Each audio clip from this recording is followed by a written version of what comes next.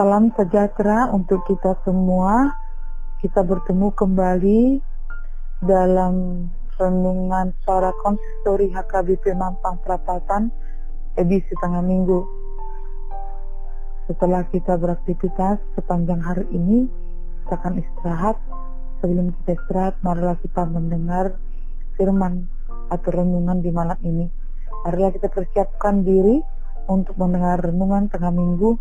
Kita bernyanyi dari buku nyanyian HKBP nomor 475 ayat 2. Aku ikut kau selalu.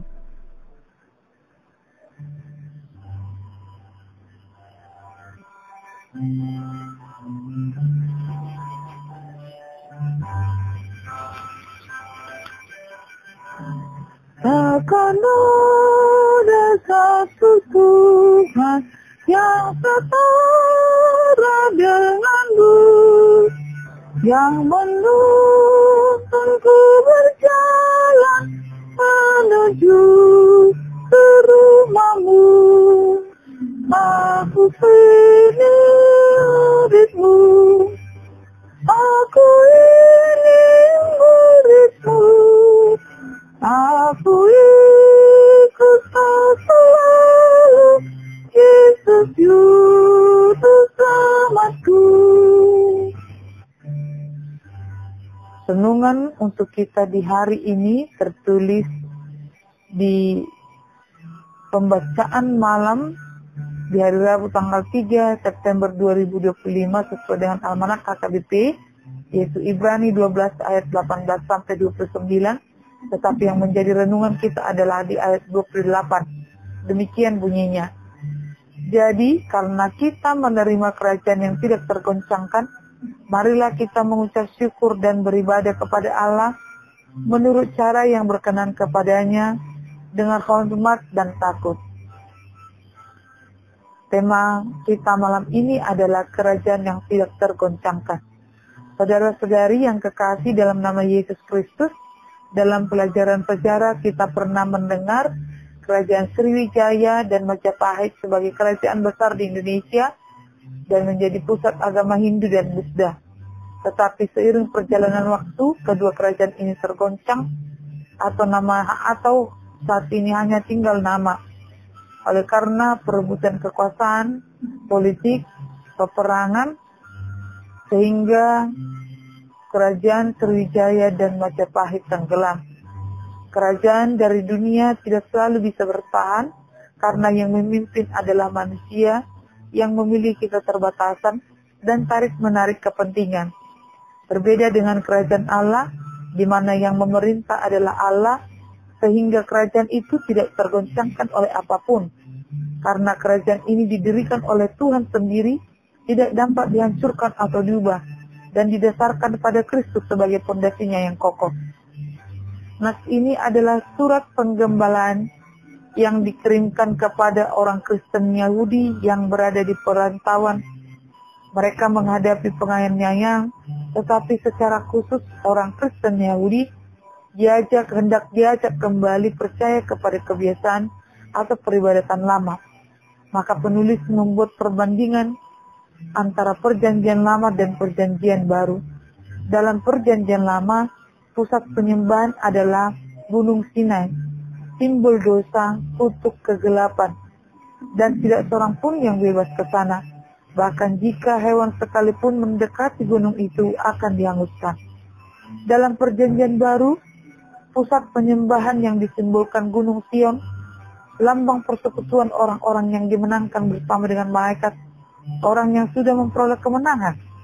Dalam perjanjian baru, Yesus Kristus adalah Yesus Kristus. Melalui Yesus Kristus kita boleh berjumpa dengan Allah secara bebas, menerima pengampunan dosa, keselamatan. Tidak ada ketakutan untuk bertemu dengan Allah. Maka perjanjian baru yang ditawarkan melalui Kristus memberikan kedamaian dan stabilitas yang tidak dapat diberikan oleh perjanjian lama yang rapuh. Iman kepada Kristus akan memberi orang percaya kekuatan dan ketahanan. Ini menjadi kekuatan bagi kita di dalam Tuhan kita memiliki keinginan untuk bertahan sekalipun banyak masalah yang sedang kita hadapi. Kasih dan kesetiaan Kristus tidak tergoncangkan oleh apapun juga, karena Kristus itu kekal, tidak bisa dipengaruhi apapun.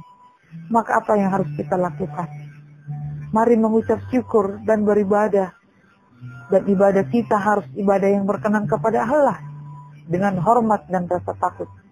Hidup kita menjadi ibadah yang berkenan pada Tuhan, dalam ketaatan, kasih tulus dan kerendahan hati. Tuhan menyatakan kuasa-Nya dalam hidup kita, maka sekalipun ada yang menggoncang kita, tidak akan menyerah, karena kasih karunia Tuhan yang sempurna ada di dalam Yesus Kristus, yang tidak pernah bisa dihempang oleh siapapun untuk diberikan kepada kita. Maka saudara-saudari yang terkasih oleh Yesus Kristus, walau sekalipun dunia digoncangkan, walaupun kita sering menghadapi masalah dalam hidup kita, kiranya iman kita tidak tergoncang. Iman kita tertuju hanya kepada Kristus yang telah memberikan kasih karunia pengampunan dosa kepada kita. Selamat mempersiapkan diri untuk istirahat. Tuhan Yesus memberkati kita. Amin. Marilah kita bernyanyi dari buku ND nomor 316 ayat 2.